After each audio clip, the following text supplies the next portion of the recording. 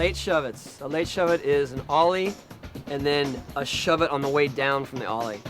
What you want to do is when you're at the top of your ollie, you got to be really level. You got to be over your board. Like everything's got to be right for the shove-it to work properly. And the shove-it is like a scissor kick with your legs.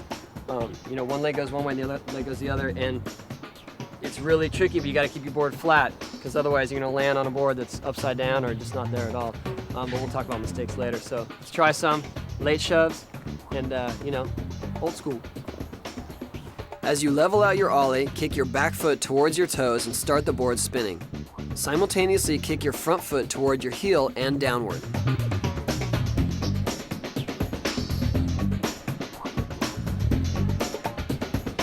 Stay above your board as it spins and make sure that it is not flipping.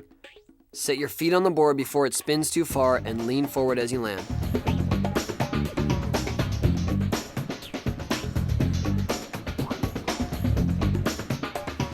A lot of problems can happen with late shove-its. One of the biggest problems is leaning back as you're about to land, and you end up either with your back foot off, or you just end up in a wheelie, or you just end up shooting out and landing on your back.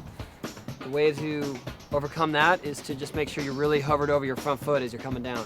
The board will flip once you throw it into a shove-it. That is caused by your feet not being flat as you go to the shove-it. So maybe your ollie's off a little bit, maybe you're more on your toes or on your heel, but it's real easy, it just happens like that. You go to shove it and the thing just flops over and you end up landing primo sometimes, which I had a good example of. And that's your friendly trick tip for today.